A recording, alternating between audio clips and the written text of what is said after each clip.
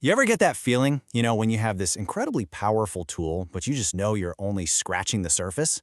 Well, that's exactly what we're diving into today with the AI coding tool, Claude Code. We're going to go way beyond the basics, drawing on some amazing lessons from a real power user to show you how to really unlock its full potential. I mean, this quote just nails it, right? It was like buying a Ferrari, but never taking it out of first gear. That is the perfect way to describe how so many of us use these powerful AI coding tools. You've got this incredible machine just sitting there, and you're just puttering along. It's a super common feeling, but trust me, we're about to change that. Yeah, this is the trap. And it's so easy to fall into. We treat these incredibly advanced tools like, I don't know, a simple chatbot. We just toss some vague prompts at it and kind of cross our fingers, hoping for the best. Look, if that sounds familiar at all, don't even worry about it. You are absolutely in the majority. So what if you could actually learn to shift gears? Because that's what we're here to do. This isn't just about learning a few new commands here and there. No, we're talking about making some pretty fundamental shifts in how you think so you can become a true power user. It is time to get in the driver's seat, buckle up, and really see what this engine can do. Okay, Section 1, laying the foundation.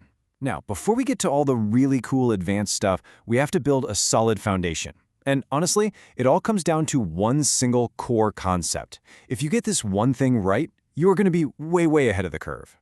And here it is. The key to everything is a file called claude.md.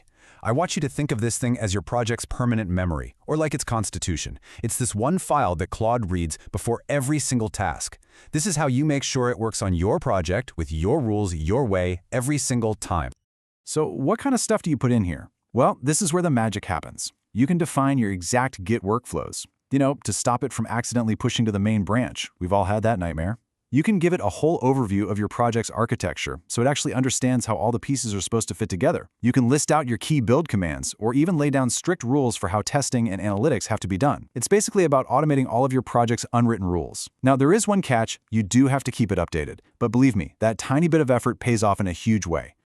Seriously, just using this one file puts you ahead of 99% of beginners. And here's why that's so important. This little file solves the single biggest problem with AI assistance, which is consistency. You're not starting from scratch with every single request anymore. You're building on this solid foundation of knowledge every time. It is a total game changer. All right, Section 2, thinking like a product manager. So now that we have that foundation in place, it's time to level up.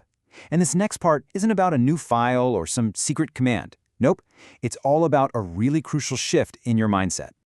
This comparison just lays it out perfectly. The old way, you're a code reviewer. You're obsessing over every single line of code the AI spits out. But the new way, the much more effective way, is to be an outcome verifier. You stop asking, hey, is every line of this code correct? And you start asking, does the app actually work the way it's supposed to? Do all the tests pass? You see the difference? You're operating at a much higher level. And this quote really gets to the core of it all. You don't need to understand every line of code outputted by Claude. That's what matters. I mean, just letting go of that need to check every single line it's freeing. Your role starts to change. You're not just a coder anymore. You're more like a conductor. You're focused on the whole performance, not every single note being played. Okay, Section 3, unleashing true power. Now we're getting to the master level. You've got the foundation, you've got the right mindset, now you're ready to unlock the techniques that can give you just an absolutely exponential leap in productivity.